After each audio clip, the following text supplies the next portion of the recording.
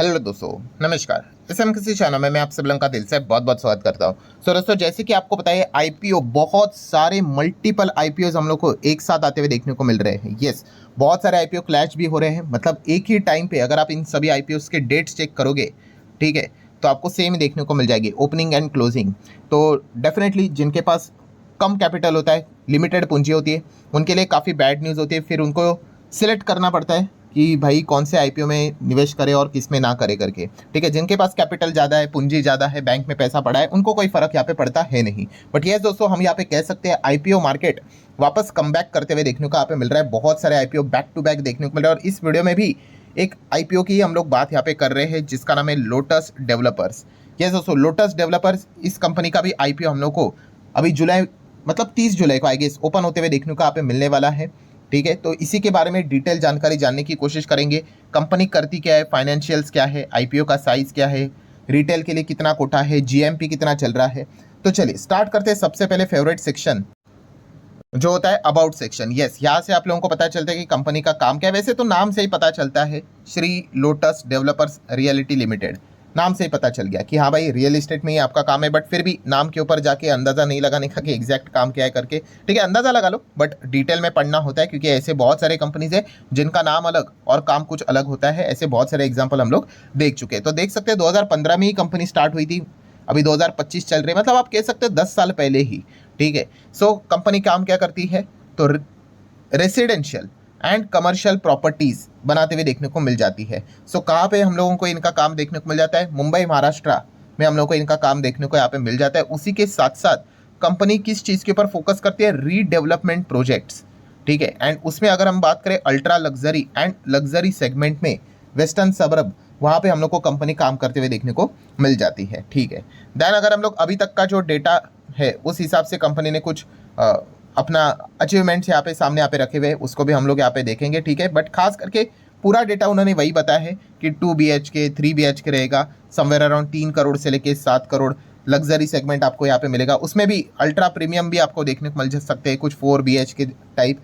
तो मतलब हम कह सकते हैं कि आपको काम तो पता चल ही गया भाई कि हाँ भाई बिल्डिंग खड़ा करने का ही इनका काम देखने को यहाँ पे मिल रहा है। सो अभी जैसा कि 30 जून तक का जो डेटा अवेलेबल है, वहाँ पे company has 4 completed project. Okay, 4 complete हो चुके, 5 ऑन गोइंग प्रोजेक्ट चल रहे हैं।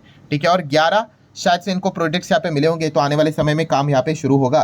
हो सकता है कि शायद से इसी के लिए इनको फंडिंग चाहिए होगी, तो आईपीओ में भी यहाँ पे आ रहे होंगे। देख लेते हैं आगे जो इनका ऑब्जेक्टिव रहेगा उसको स्टडी कर लेंगे। ठीक है, कॉम्पिटेटिव स्ट्रेंथ क्या है भाई, तो नॉर्मली हम लोग को देखने को मिल रहा है कि रीडेवलपमेंट में काम करते हुए देखने को मिले, काफ़ी कम समय में इनको ज़्यादा प्रोजेक्ट्स मिलते हुए देखने को यहाँ पे मिल रहे हैं।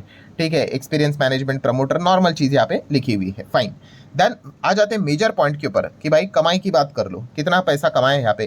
तो आप देख सकते हैं कंपनी का जो रेवेन्यू है वो 22% तक बढ़ा है, एंड प्रॉफिट की अगर बात कर ले 91% तक बढ़ा है। ठीक है, तो छोटी कंपनी होगी शायद से इतना बड़ा जंप देखने को मिल रहा है। देख लेते हैं आगे कंपनी का साइज़ क्या है। बट यूजुअली आईपीओ लाने से पहले इस प्रकार की चीज़ें एकदम आम बात होती है, क्योंकि ऑब्वियसली जितना अच्छा आप परफॉर्मेंस दिखाओगे उतना ज़्यादा आपको प्रीमियम वैल्यूएशन मिल जाता है। सो मार्च 23, 24, 25 3 साल का डेटा दिया है। असेट्स देख सकते हो कंपनी के 486, 736, नाउ 1200 करोड़ के आसपास के असेट्स देखने को मिल रहे हैं।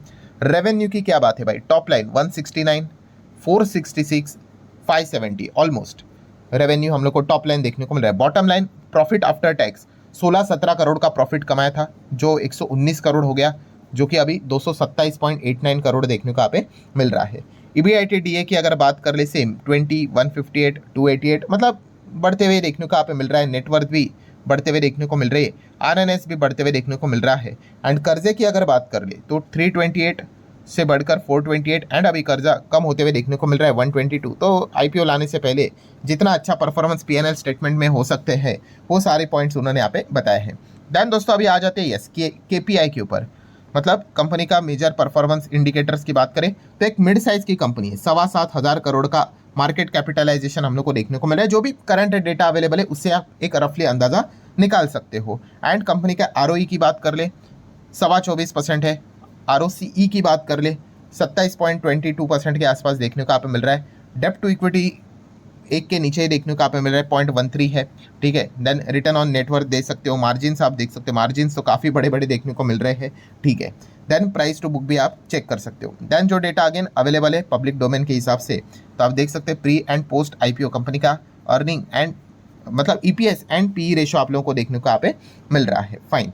देन अगर हम लोग नीचे जाएंगे तो आपको पता है ऑब्जेक्टिव, हाँ भाई कि आईपीओ लेकर आ रहे हो, क्या करोगे उस धनराशि का। सो बताया जा रहा है एस्टिमेटेड अमाउंट 550 करोड़, क्या करेंगे वो समवेयर अराउंड, यस बिजनेस में ही हम लोग को इन्वेस्ट करते हुए देखने को यहाँ पे मिलने वाले हैं, ठीक है। तो ये एक फिलहाल तो पॉइंट उन्होंने यहाँ पे बताया है। तो चलिए अभी देख लेते हैं आईपीओ का डिटेल्स क्या है। तो आप चेक कर सकते हैं दोस्तों आईपीओ का डिटेल में, सबसे पहले तो 30 तारीख को ओपन हो रहा है, 1 अगस्त को यहाँ पे क्लोज हो जाएगा, ठीक है। इस तारीख को तो बहुत सारे आईपीओ ओपन हो रहे हैं, इसलिए मैंने बताया आपको कि क्लैशेस हम लोग को देखने को मिलने वाले। फेस वैल्यू 1 का है तो भाई भूल जाओ, आगे कभी भविष्य में स्प्लिट बिट देखने को नहीं मिलेगा। प्राइस बैंड क्या है, 140 से लेके 150 के आसपास है।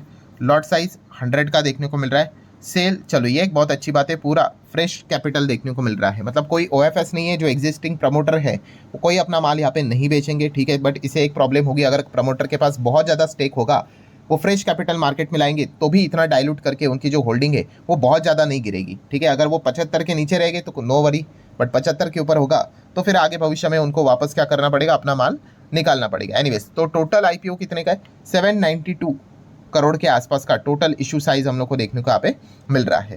देन अगर हम लोग बात कर ले तो एक बुक बिल्डिंग है, एनएससी बीएससी दोनों के ऊपर लिस्ट यहाँ पे होने वाला है। देन अगर रिजर्वेशन की बात कर ले, यस यहाँ से एक अंदाजा आता है कि रिटेल कैटेगरी के लिए कितना मतलब चांसेस देखने को मिल रहे हैं। सो 50% क्यूआईबी लेकर जा रहा है, ठीक है। तो एक आइडियल जो चीज़ रहती है 50 35 15, ठीक है, ये मैक्सिमम आईपीओ में देखने को मिल जाता है कि क्यूआईबी के लिए 50, ठीक है, रिटेल के लिए 35 and non institutional investor HNI की अगर बात करें वहाँ पे 15% का स्टेक देखने को स्टेक मतलब रिजर्वेशन यहाँ पे रखा हुआ है, ठीक है। कुछ कुछ आईपीओ में क्यूआईबी को ले भाई बहुत ही ज़्यादा 75 तक चीज़ें चली जाती है, फिर रिटेल के लिए किस 10 के आसपास फिर रह जाता है, ठीक है। एंड एक कोई तो अभी आईपीओ आया था जहाँ पे मैंने कवर करके भी बताया कि क्यूआईबी काफ़ी कम है, रिटेल के लिए 40 रखा हुआ है, ठीक है। तो जितना ज़्यादा रिटेल के लिए परसेंटेज रहेगा भाई उतना उनके लिए अच्छी चीज़ देखने को मिल जाती है। देन टाइम टेबल की बात कर ले तो आप देख सकते हो 30 को ओपन, 1 को क्लोज, 4 को शायद से अलॉटमेंट हो जाए, टेंटेटिव लिखा हुआ है तो ऑब्वियसली 4 का 5 ही यूजुअली हो जाता है, कोई बात नहीं। 5 को आपको रिफंड मिल जाएगा, जिसको शेयर्स मिले 5 के डीमैट अकाउंट में शेयर्स क्रेडिट हो जाएंगे। अब इतना समय अगर आपने आईपीओ के मार्केट में गुजारा है तो आपको पता है कि कभी कभी रिफंड मिलने में टाइम भी हो जाता है। देन लिस्टिंग की बात करें, टेंटेटिव ही लिखा हुआ है, बट यूजुअली हम कह सकते हैं 90% केसेस में हो जाता है वही डेट पे, मतलब 6 अगस्त को एक और कंपनी शेयर मार्केट में लिस्ट होने यहाँ पे जा रही है। देन अगर लॉट की बात कर ले तो आपको पता ही है, इसमें कोई अब अलग बात यहाँ पे रही नहीं, 15,000 का ही एक मिनिमम लॉट, एग्जैक्ट 15,000 का एक लॉट देखने को मिल रहा है, ठीक है। 2 लाख के नीचे रिटेल, 2 के ऊपर चले गए बट 10 के नीचे तो स्मॉल एच एन है, एंड बिग के ऊपर चले गए तो मतलब 10 लाख के ऊपर चले गए तो बिग एच एन है, ठीक है। देन अगर हम लोग बात करें, ये देखो जो अभी मैंने जो आप लोगों को बात बताई ना, वही हम लोग को देखने को यहाँ पे मिल रहा है कि प्रमोटर के पास कितना है, 91.78 है, एंड उसके बाद भी आईपीओ आने के बाद भी 81.86 ही रहेगा, ठीक है। तो वो आईएफएस लेकर यहाँ पे नहीं आ रहे हैं फिलहाल, तो वो क्या कर रहे हैं, अपना ही स्टेक मतलब अपना स्टेक नहीं बेच रहे, एक्स्ट्रा फ्रेश इशू लेकर आ रहे हैं, तो इस चीज़ के चलते उनका एग्जिस्टिंग होल्डिंग वो थोड़ा सा हम लोग को कम होते हुए देखने को मिल जाएगा। तो ठीक है दोस्तों, ओवरऑल एक कंपनी के रिलेटेड आइडिया हम लोगों ने ले ली। अभी आ जाते हैं कि काफ़ी सारे लोग इस खबर का इंतजार करते हैं कि जीएमपी कंपनी के मतलब आईपीओ का जीएमपी क्या चल रहा है, but yes as usual disclaimer clear cut रहेगा भाई कि ये जो जीएमपी है वो पब्लिक डोमेन में जो इन्फॉर्मेशन अवेलेबल है वो मैं आपके सामने यहाँ पे रख रहा हूँ, सिर्फ एजुकेशनल पर्पज से रिलेटेड। जीएमपी आपको कोई गारंटी नहीं देता है भाई कि उसी के हिसाब से लिस्ट होगा करके, बट येस फिलहाल एक अनुमान आपको यहाँ पे बता देता है, ठीक है।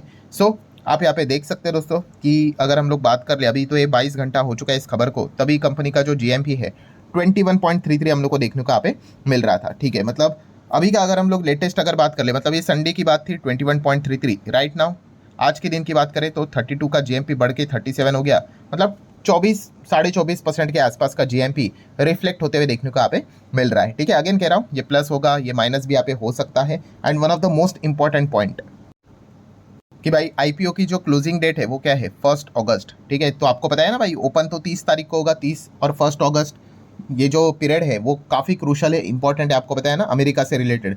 30 तारीख को तो लेट नाइट फेड का मीटिंग का फैसला आएगा कि रेट कट किया है नहीं किया है, उसके बाद ट्रम्प के स्टेटमेंट क्या रहते हैं वो देखने हैं। एंड 1 अगस्त भी आप सभी लोगों को पता ही है, ठीक है, डेडलाइन है ट्रम्प की कि टैरिफ लगाना वो स्टार्ट करेंगे। तो ये सारी चीज़ें यहाँ पे होने वाली है। मतलब क्या, एंड लिस्टिंग कब है, जैसे कि बताया जा रहा है 6 तारीख को है। सो अगर मार्केट में कुछ भी बहुत बड़ा 19-20 अगर हो गया तो 6 तारीख आते आते आपको पता ही है, लिस्ट होते होते सिचुएशन जीएमपी में काफ़ी बड़े लेवल पे भी बदल सकती है। अब वो क्या होगी क्या नहीं होगी वो किसी को पता नहीं। ये एक रिस्क वाले पॉइंट जो है, ठीक है, ये मैं आप लोगों को बार बार बताने की कोशिश यहाँ पे कर रहा हूँ, तो इसको इग्नोर मत करना। सो आशा करता हूँ दोस्तों जितने इंपॉर्टेंट पॉइंट्स से सारे कवर कर ले। वीडियो हेल्पफुल लगा होगा, चाहो तो लाइक एंड शेयर कर सकते हैं। मिलते हैं नेक्स्ट वीडियो में, तब तक के लिए बाय बाय।